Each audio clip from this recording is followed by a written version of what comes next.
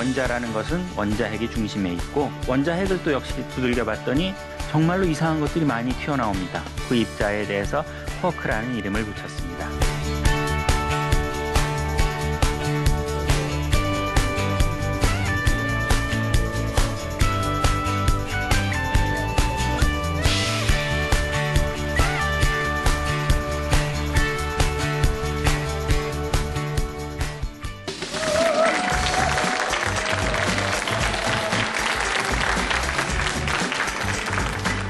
여러분 안녕하세요. 쉽고 재밌고 또 뭔가 남는 과학 강연 사과나무의 MC 고산입니다. 반갑습니다.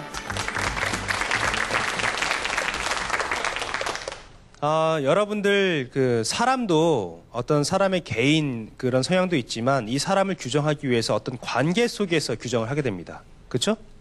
사람이라는 그 개인도 있지만 나는 누군가의 아들, 난 누군가의 아빠, 난 누군가의 엄마, 이런 사회적인 관계 속에서 규정이 됐는데요. 심지어 이런 관계가 저 밑에 우리 이 물질을 구성하고 있는 아주 작은 입자인, 가장 작은 입자라고 지금 알려져 있는 쿼크의 존재를 규명하는데도 이런 관계적인 접근법이 쓰인다고 합니다. 여러분 그게 뭔지 좀 궁금하시죠? 예, 오늘 이 쿼크, 이 소립자의 세계로 저희를 인도해 주실 강연자를 모시겠습니다. 과연 오늘 강연을 맡아주실 분은 어떤 분일까요?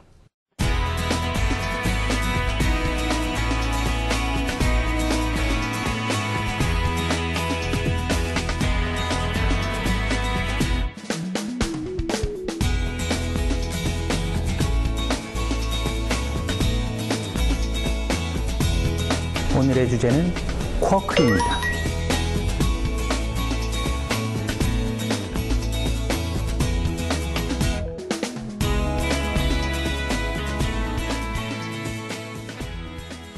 네, 오늘 강연을 맡아주실 이강영 교수님을 무대로 모시겠습니다. 큰 박수로 맞이해 주십시오.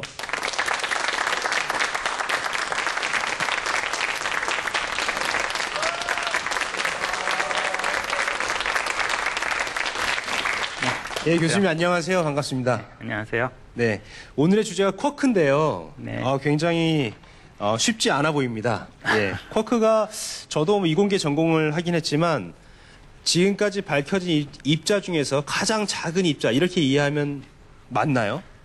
예, 네, 그렇게 얘기할 수 있겠습니다. 일단은. 일단은이라고 말씀을 뒤에 흐리셨는데 네. 그 일단은에 대해서 조금 설명해 주실 수 있으신가요? 일단 원자핵 이하의 세계로 들어가면은 작다는 말 자체가 그렇게 우리가 생각하는 의미와는 다릅니다. 뭐를 작다고 해야 될지. 그러니까 길이라는 개념 자체가 원자핵 이하의 세계에서는 그렇게 의미가 없습니다. 우리가 그걸 측정할 수도 없고, 그럼 또 다른 의미로서 그때는 이제 에너지만을 가지고 얘기하는 것이 이제 좋은 방법인데요. 에너지가 또는 질량을 가지고 얘기하는 것이 좋은 방법인데, 쿼크가 분명히 모든 물질을 이루는 기본 단위라서 아주 작은 질량을 가지고 있는 건 맞는데 쿼크의 종류 중에는 아주 큰 질량을 가지고 있는 것도 있습니다. 제일 큰 쿼크는 심지어 철 원자 정도의 질량을 갖고 있습니다. 자, 이걸 이제 과연 제일 작다고 해야 될지. 예, 그렇군요. 예, 우리가 아주 간단하게 아주 작은, 가장 작은 단위, 입자의 단위를 쿼크라고 생각을 했는데요. 꼭 그렇지만은 않은 것 같습니다. 그 원자 세계 그 이하로 내려갔을 때 우리가 통상적으로 생각하고 있는 그런 길이나 무게 이런 개념들이 좀 많이 바뀌는 것 같은데요. 오늘 교수님 모시고 이 아주 미세 입자의 세계로 한번 여행을 떠나보겠습니다. 큰 박수로 강연 청해 듣겠습니다.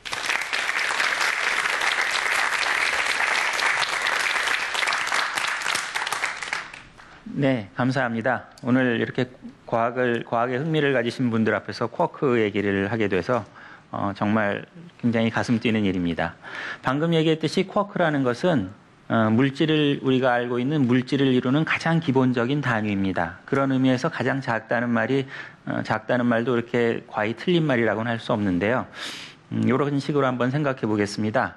이렇게 집을 지을 때 가장 작은 단위를 우리는 벽돌이라고 생각할 수 있습니다. 요즘은 벽돌집이 많지 않아서 학생들은 벽돌을 잘 알는지 모르겠네요. 자, 벽돌 가지고 집을 짓는데 집 안에 벽을 쌓을 때는 요만한 벽돌을 사용할 겁니다. 요것이 제일 작은 단위죠. 그런데 바깥에 성벽을 쌓을 때는 제일 작은 벽돌이 이만한 집채만한 돌을 사용하기도 할 겁니다. 가장 작은 단위인 건 맞지만 실제 그 크기 자체, 크기라기보단 그 질량은 성벽을 쌓는 가장 작은 돌은 그 안에 들어있는 벽 하나만큼 클 수도 있습니다. 그런 의미에서 반드시 가장 작다고 얘기하는 것은 또 옳지 않습니다. 가장 기본적인 단위라고 말하는 것이 옳겠습니다. 우리가 물질을 이루는 가장 기본적인 그런 존재를 원자라고 알고 있습니다. 이 원자라는 것의 존재를 이제 굉장히 오랫동안 우리 인간들이 과학을 연구하면서 이제 발전을 시켜왔는데요. 자, 그 원자라는 것의 존재가 확립된 것은 이제 대략 20세기 초입니다. 20세기라고 해도 거의 100년도 더 지난 일이죠. 자, 근데 이 원자라는 것을 연구해 봤더니 원자라는 것이 정말로 가장 기본적인 단위인가 하는 데에는 의문이 있습니다. 왜냐하면은 원자들 사이에 묘한 규칙성이 발견됐기 때문이죠. 여러분들 학교에서 주기율표라는 걸 배우셨죠? 주기율표라는 게 뭐냐면 바로 원자의 규칙성을 의미하는 겁니다. 그러니까 그런 규칙성이 있으면은 과연 이것이 진짜로 가장 기본적인 단위인가 하는데 의심이 가게 됩니다. 그래서 이제 원자의 속을 더 탐구를 하게 됐습니다. 자, 뭔가의 속을 탐구할 때는 어떻게 해야 될까요? 그냥 속에다 손을 집어넣어 보면 압니다. 혹은 두들겨서 부셔보면 알죠. 자, 원자를 탐구하는 일도 그와 마찬가지입니다. 20세기 초에 그런 도구로 주로 사용했던 거는 알파선, 방사선 중에 알파선이라는 거였습니다. 그걸 이제 원자 속으로 막 집어넣어 봤더니 그 속에 뭔가 무거운 게 하나 들어있었습니다. 그래서 원자핵이라는 것이 존재한다는 것을 발견을 한 거죠. 그래서 원자라는 것은 원자핵이 중심에 있고 그 주변에 전자가 있다는 걸 알게 됐습니다.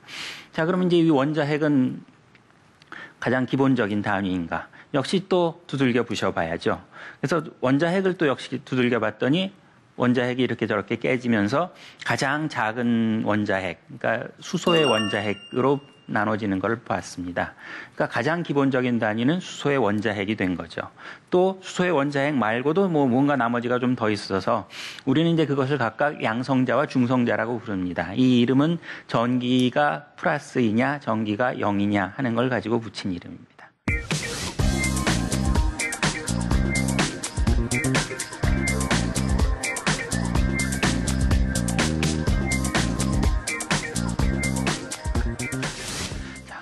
자, 그럼 이제 양성자와 중성자까지 나왔습니다. 그럼 이 양성자와 중성자는 역시 또 기본적인 거냐? 또 두들겨 부셔봅니다. 그래서 이제 양성자끼리 이렇게 충돌을 시켜서 부셔보려고 했는데, 이거는 쉽게 잘 부서지질 않습니다. 그래서 웬만큼 해서는 양성자는 더 이상 부서지지 않는 것 같았습니다. 근데 이제 1950년쯤 되면은 가속기라는 기계가 이제 막 굉장히 발전을 합니다. 그래서 가속기를 가지고 굉장히 높은 에너지를 만들어가지고 이제 양성자를 부셔볼 수가 있게 됐어요. 그랬더니 과연 양성자도 부서지고 뭔가 이상한 것들이 마구 튀어나오는데 정말로 이상한 것들이 많이 튀어나옵니다. 그냥은 없었던, 원자 속에는 없었던 입자들이 튀어나오기 시작을 했습니다. 게다가 이게 갈수록 많이 튀어나옵니다. 에너지를 높여서 세게 부실수록 점점 더 많이 튀어나옵니다. 우리가 원자는 지금 118번까지 있다고 알고 있습니다. 실제로 자연계에는 한 90까지 정도가 존재를 합니다.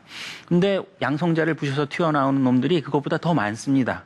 아니, 그럼 뭔가 기본적인 입자처럼 보이지도 않잖아요. 원자보다도 종류가 더 많을 정도니.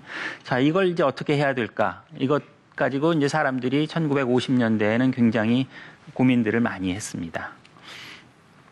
그런데 이제 그 사이의 질서를 사람들이 알아낸 것이 미국의 머레이 겔만이라는 물리학자가 그런 입자들 사이에 이런 관계를 훨씬 복잡하지만 원자보다 훨씬 복잡하지만 그런 관계들을 찾아냈습니다. 아주 묘한 어떤 입자들은 어떤 입자들끼리 요런 관계를 이루고 어떤 것들은 요런 관계를 이루고 요런 것들을 찾아냈습니다. 그러니까 이 입자들도 뭔가 그 안에 공통된 구조, 공통된 패턴이 있었던 거죠. 그래서 겔만은 이 고심한 끝에 아주 간단한 기본적인 몇 가지의 입자만 있으면은 이런 입자들을 모두 만들어낼 수 있다는 것을 알게 됐습니다. 그리고 그 입자에 대해서 쿼크라는 이름을 붙였습니다. 그래서 이제 이런 식으로 양성자 같은 경우에는 저렇게 쿼크 3개, 또 중성자는 이런 쿼크 조금 다르게 쿼크 3개 이런 식으로 이루어졌다는 것을 알아냈습니다. 자, 이제 쿼크라는 것 그렇다고 해서 정말로 쿼크라는 것을 우리가 손으로 만질듯이 볼 수 있는 건 아닙니다.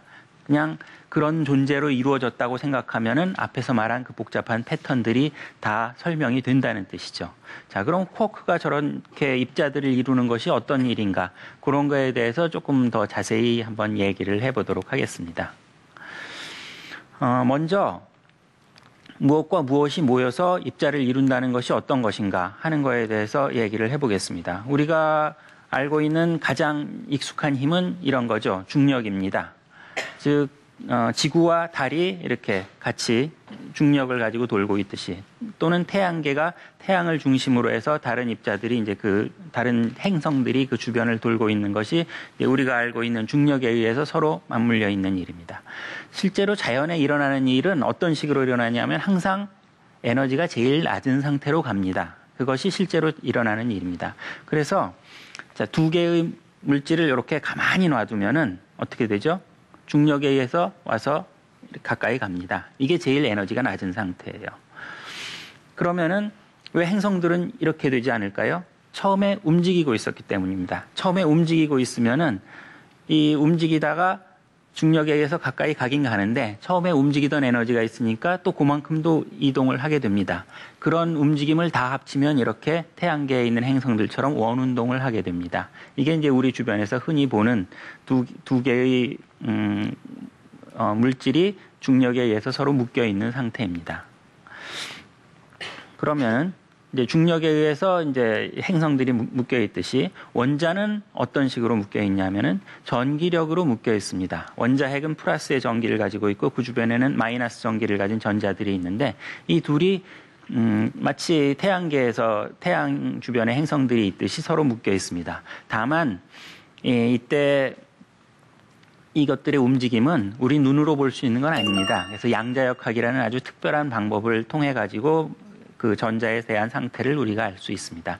그러니까 우리가 전자의 상태는 알 수 있지만 지금 여기 있는 그림처럼 우리 눈으로 보듯이 저런 걸 보는 것은 정확한 의미는 아닙니다. 예를 들어서 원자 하면 여러분이 이런 그림들을 많이 보셨죠. 혹은 이런 그림도 보셨을 겁니다. 이것들은 다 우리의 이해를 돕기 위해서 그린 그림들입니다. 우리는 원자 속에 있는 전자의 상태를 굉장히 정확하게 알아낼 수는 있습니다. 정확하게 수학적으로 알아낼 수는 있지만 그걸 눈으로 볼 수는 없습니다. 이것들은 다 일종의 시각화, 우리가 이해하기 쉽도록 이미지로 만들었다고 생각하면 되겠습니다.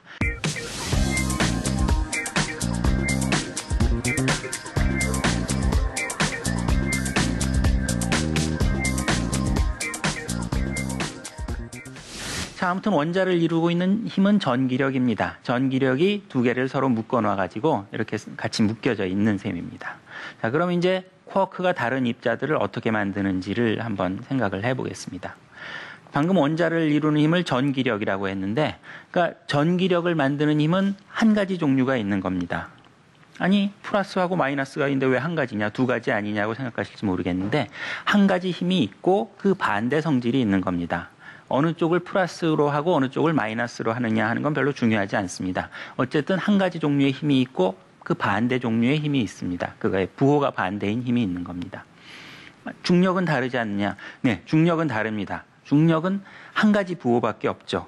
그래서 중력은 아주 특별합니다. 어떻게 특별하냐 하면은 뭉치고 뭉쳐도 줄어들지 않고 오히려 점점 더 커지기만 합니다. 그런데 원자는 어떠냐 하면은, 전기력은 어떠냐 하면은 플러스인 원자핵에 마이너스인 전자가 오면은 겹쳐지면은 우리가 멀리서 보면은 플러스와 마이너스가 합쳐졌기 때문에 더 이상 전기가 없는 것처럼 보입니다. 그 상태가 가장 안정된 상태입니다. 그러니까 지금 우리 몸을 이루고 있고 지금 이 주변을 이루고 있는 모든 물질은 전기가 없는 것처럼 보이죠. 원자 상태일 때는 그러니까 전기가 없는 것처럼 보입니다. 플러스 전기와 마이너스 전기가 서로 상쇄되어 있는 상태이기 때문에 그렇죠. 자, 이것이 이제 전기라는 힘입니다. 여기까지 이 힘은 우리한테 굉장히 익숙한 힘입니다. 그런데 이제 쿼크의 특별한 점은 무엇이냐면은 이런 성질이, 전기라는 성질에 해당되는 그런 성질이 만약 세 가지가 있으면 어떻게 될까? 세 가지가 있으면 훨씬 복잡해지겠죠. 이것이 바로 쿼크를 서로 묶어놓는 힘입니다. 그래서 전기는 어떤 전기의 성질이 있고 그 반대 부호의 성질이 있듯이 이 세 가지의 힘들도 각각 그 반대 부호의 힘들이 있습니다. 그러니까 예를 들어서 여기 지금 제가 빨간색, 초록색, 파란색 색깔로 지금 구분을 해놨는데 빨간색 플러스 이거를 빨간색 플러스라고 부르면은 빨간색 마이너스란 힘도 있고 초록색 이걸 플러스라고 부르면 초록색 마이너스란 힘도 있고 이렇게 저 세 가지 종류의 성질에 각각 반대되는 성질도 있습니다. 그러면 이제 전기력과 마찬가지로 원자를 만드는 것과 마찬가지로 이 빨간색 성질인 빨간색 플러스 성질인 것과 빨간색 마이너스 성질인 것이 같이 있으면은 합쳐져서 0인 것처럼 보입니다. 그것이 안정된 상태입니다. 이런 식으로 쿼크는 모여서 다른 입자들을 이룰 수가 있습니다. 자, 어떤 종류의 성질과 그 반대 성질, 그 두 개가 합쳐져서. 그러니까 빨간색 플러스와 빨간색 마이너스, 초록색 플러스와 초록색 마이너스, 파란색 플러스와 파란색 마이너스. 이렇게 합쳐지면은 그 성질이 서로 사라진 걸로, 상쇄돼서 없는 걸로 보이고, 그 상태로 이제 안정되게 입자를 이루게 됩니다. 그런데 이거에서 가장 특별한 성질은 뭐냐 하면은 이 세 종류의 성질이 다 같이 모여 있으면, 그러니까 이 세 종류의 성질이 세 개가 같이 모여 있으면 역시 완전히 상쇄돼서 없는 것처럼 보인다는 것이 아주 특별한 성질입니다. 그래서 쿼크가 그렇게 세 종류가 모여 있어도 역시 하나의 입자를 이룰 수가 있습니다. 그런데 지금 제가 굳이 색깔로 표현을 하기도 했지만 세 종류가 모여서 뭐가 없어지는 것은 우리에게 낯익은 경우죠. 뭐냐 하면은 빛의 삼원색이 바로 그렇습니다.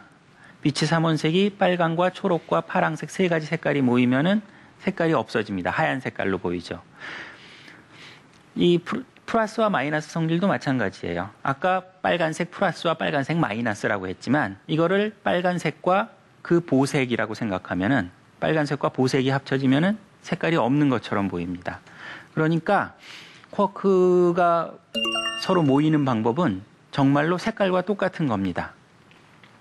그래서 세 가지의 종류의 성질이 있는데 그 각각의 성질들이 자기 자신과 반대 성질이 모여서 없어지는 방법이 있고 세 가지의 성질이 한꺼번에 모여서 없어지는 방법이 있고 이렇게 쿼크가 모여서 입자를 만드는 방법은 두 가지 방법이 있습니다. 세 종류의 성질이 존재한다면은 이 만드는 방법이 이렇게 두 가지 방법이 있게 됩니다.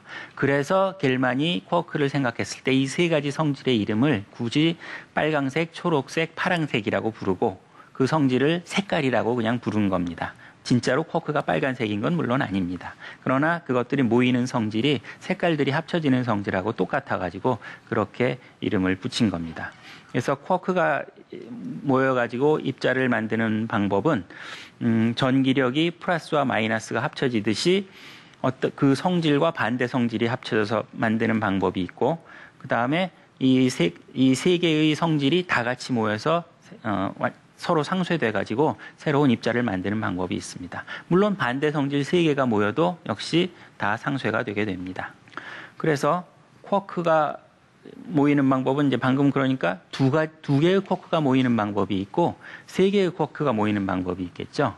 두 개의 쿼크가 모여 있는 경우를 메손이라고 부르고 세 개의 쿼크가 모여 있는 경우를 바리온이라고 부릅니다. 일반적으로 세 개의 쿼크가 모이면 훨씬 무겁습니다. 두 개의 쿼크가 모일 때보다 훨씬 무겁습니다. 그래서 이렇게 쿼크가 모여서 만드는 입자의 성질은 크게 두 가지로 나눠서 생각할 수가 있습니다. 그거를 바리온과 메존이라는 두 가지 종류의 입자가 있다고 할 수 있고요. 그것들을 이제 다 총칭해가지고 우리는 그걸 하드론이라고 부릅니다. 그리고 이 쿼크의 성질에 의해서 묶이는 힘, 이 방금 말한 그 세 가지 성질에 의해서 매게 되는 힘을 강한 핵력이라고 부릅니다. 그러니까 강한 핵력에 의해서 쿼크가 뭉쳐져서 만드는 모든 입자를 하드론이라고 부르는 거죠. 쿼크는 방금 세 가지 성질이 있다고 했는데 이거는 성질입니다. 그 다음에 쿼크 자체의 종류가 또 따로 있습니다. 그래서 쿼크 자체의 종류는 모두 지금까지 알려진 바로는 6가지가 있다고 알려져 있습니다. 그러니까 그 6종류의 쿼크들 각각이 세 가지 성질들을 가지고 있는 셈이죠. 그래서 그것들이 이제 서로 막 합쳐져야 되니까 실제로 합쳐질 수 있는 종류는 굉장히 많이 있겠죠. 그래서 아까 봤던 것처럼 그런 복잡한 패턴이 나타나게 된 겁니다. 그 중에서 가장 가벼운 두 개의 쿼크가 합쳐지는 방법에 따라서 우리한테 익숙한 입자인 양성자와 중성자가 만들어집니다. 아까 얘기했듯이 가장 무거운 쿼크는 얼마나 무겁냐 하면은 거의 철 원자 정도의 무게입니다. 엄청나게 무겁습니다. 그리고 그런 쿼크는 너무 무거워서 이렇게 만들어지면은 다른 쿼크랑 합쳐지기도 전에 금방 다른 입자로 붕괴돼 버리기도 합니다. 자, 이렇게 해서 쿼크가 어떻게 해서 입자들을 만드는지 그 원리에 대해서 간단하게 제가 설명을 드려봤습니다. 여러분, 쿼크에 대해서 조금은 친숙해지셨는지 모르겠습니다. 어떻게 쿼크를 좀 더 좋아하게 되셨나요? 예, 제 강연 이것으로 마치도록 하겠습니다. 감사합니다.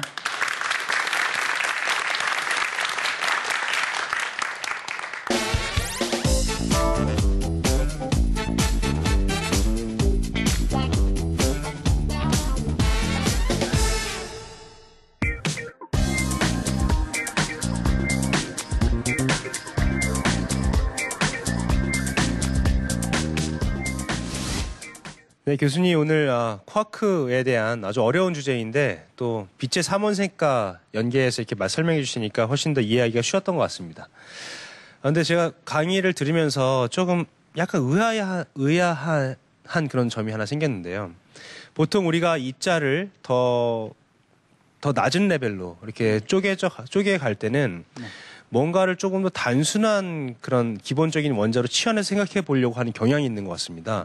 그러니까 우리 세상에 굉장히 다양한 원소들이 있지만 그 원소들을 쪼개면 똑같은 양성자, 중성자, 전자 이렇게 아주 단순한 입자들로 구성돼서 이런 원자들이 만들어진다라는 건데 오늘은 오히려 거기에서 더 한 단계 들어가니까 오히려 더 복잡한 세상이 좀 펼쳐지는 것 같습니다. 쿼크로 인해서.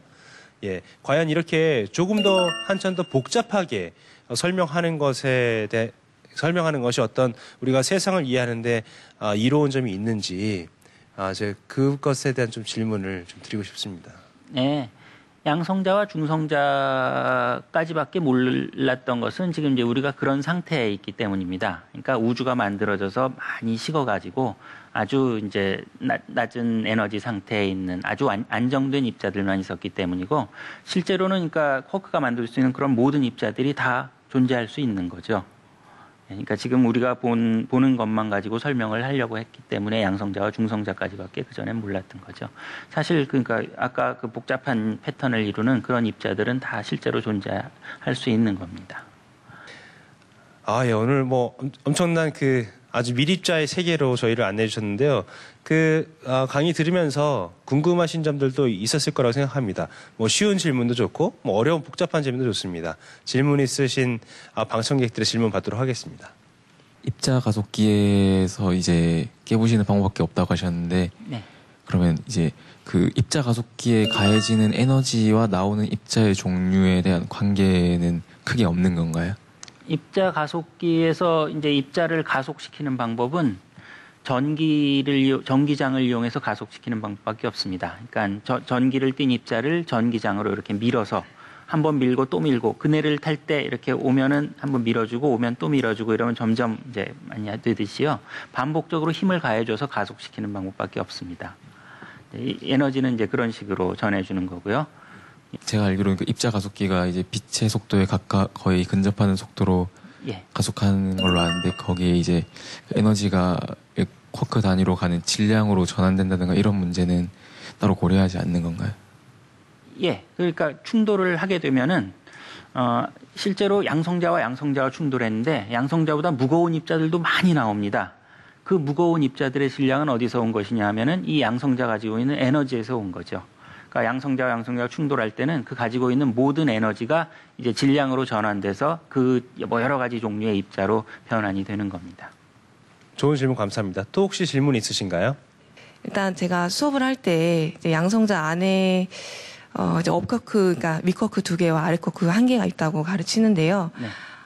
윗쿼크가 이제 여기는 업쿼크겠죠. 업쿼크가 플러스 3분의 2의 전하를 가지고 있고 아랫쿼크가 그러니까 다운쿼크가 마이너스 3분의 1의 전하를 가지고 있는데 그 입자 가속기를 돌렸을 때 그 쿼크들의 전하를 어떻게 알 수 있는 건지 거기에 대한 설명을 제가 충분히 학생들한테 알려주지 못했거든요. 저도 궁금하기도 하고요. 혹시 아시면 알려주시면 감사하겠습니다. 예. 그러니까 양성자 속에 있는 쿼크를 느끼기 위해서는 가장 좋은 방법은 양성자끼리 충돌하면 굉장히 복잡합니다. 좋은 방법은 전자를 갖다가 충돌시켜서, 그러니까 전자가 양성자 속으로 들어가서 쿼크랑 이렇게 충돌하도록 만드는 방법이 제일 좋습니다. 그렇게 해서 충돌해서 나온 결과를 보면은 우리는 전자의 전하는 알고 있죠. 이게 들어가서 전하가 얼마짜리와 충돌해서 나왔는지 그 결과를 보면 알 수가 있습니다. 이런 식으로 쿼크, 그 안에 어떤 쿼크들이 들어있는지를 알 수가 있죠. 그리고 전하라든가 그런 성질도 알 수가 있습니다. 네, 오늘 이강현 교수님 모시고 미립자의 세계로 한번 여행을 떠나봤는데요. 정말 너무나 어려울 수 있는 그런 주제를 굉장히 쉽게 풀어내주신 교수님께 큰 박수 부탁드리겠습니다. 감사합니다.